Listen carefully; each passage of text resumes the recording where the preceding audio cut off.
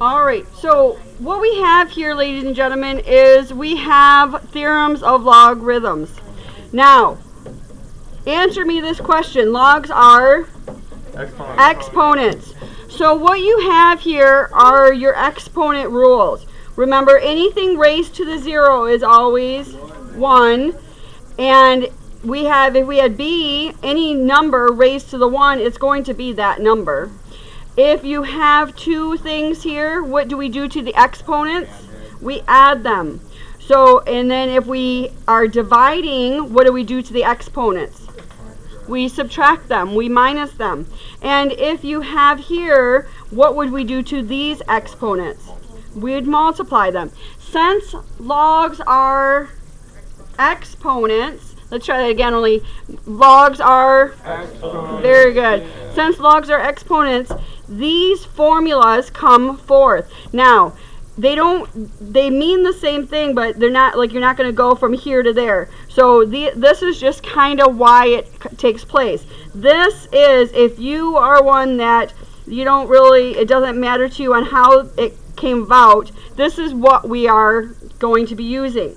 All right, this is how they came about, but this is what we have to use. All right, some of them you can obviously go back to this. So we have here, to put this in exponential, we would have b to the 0 is equal to 1, right?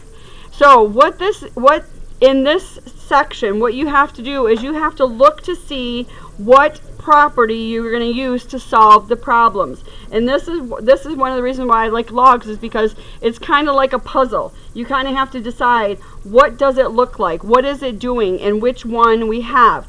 This guy down here, they consider this 1, 2, 3, 4, and 5.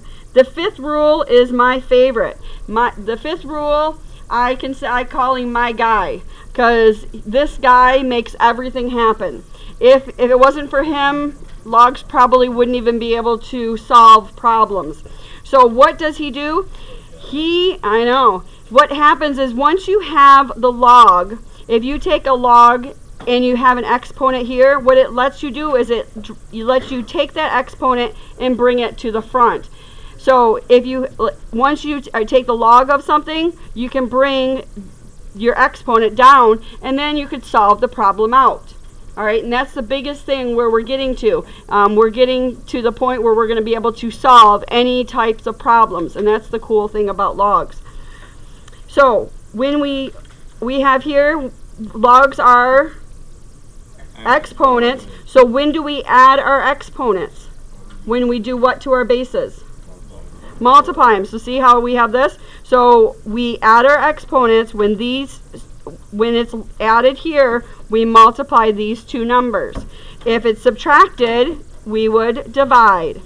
All right, so let's do a couple. We have here, the first thing is, we are doing subtraction. So what are we going to do with these two numbers? I heard one. Look up here. We're subtracting them, so we're going here. So what do we do with x and y? We divide them. So we're going to say log of 20 over 2.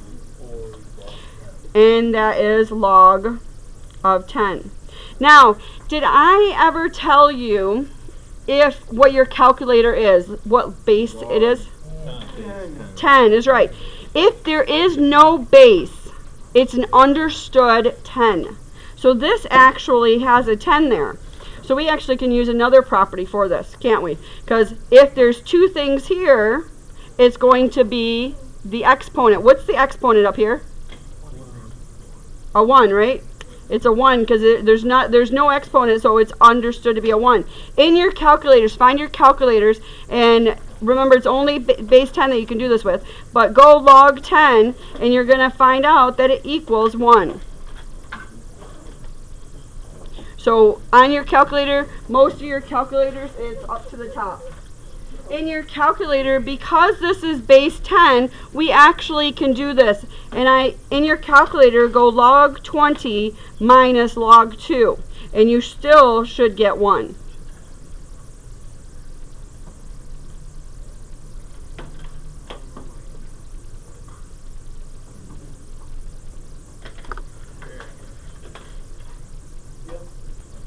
that's if it's base 10, but unfortunately they're not all base 10, so we will have to use my guy eventually all the time to solve all of them, and that's what makes it happen is him. So, the being able to jump down. He also can jump up. He's so good, he not only can fall down, but he can also jump up. So when it's in the front, this is my guy right there. He is an exponent of right there. So, going to 4 real quick, since I'm talking about him, I'm going to put this up top, and I have log base 8 of 2 to what exponent? 3 plus log of 8 of 4. And the one thing you have to make sure is that your bases are the same. All of these, your bases have to be the same. But we are adding 2 logs together. What do we do? Well, let's clean this up. What is 2 cubed? 8, right? So we have, it's 8. So we have log base 8 of 8 plus log base 8 of 4. What are we going to do with 4 and 8? When you're adding logs, logs are exponents. So what do we when we're adding our logs, we are multiplying these. So this means that we're going log base 8 of 8 times 4. So our final, right now, the only thing we can do with these is we're getting them to a single log.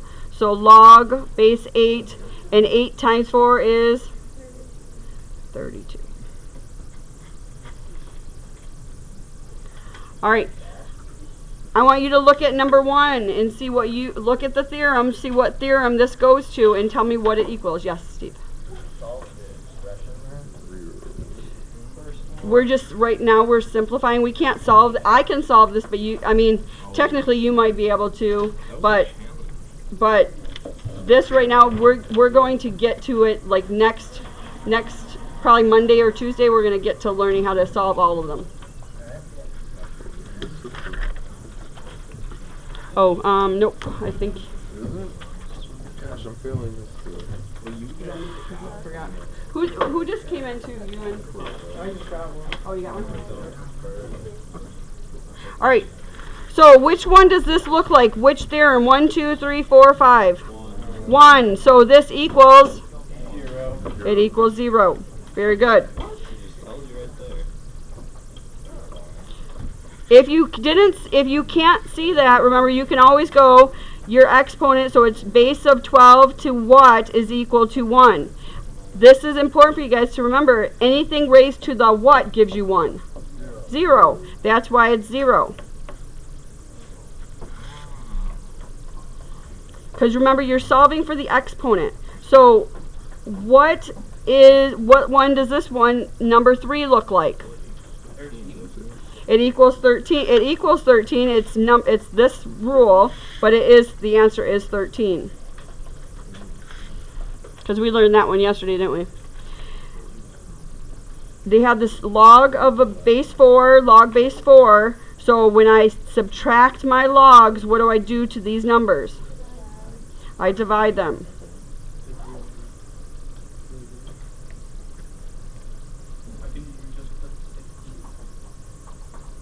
Say it again. I'm going to.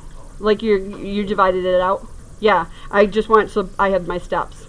You definitely don't have to show all your steps, but if I just put 16, they might say, well, where did I get it? All right, last one. This guy, the 2, has to do what first? He has to jump. So he's going to jump. So he's going to jump around. He's going to jump up there. So log 9 of 9 to squared. So our final answer is 2. Now on your homework today, what's going to happen is sometimes they'll start here and they'll want you to separate it. They'll tell you to take the single base and put it to the 2.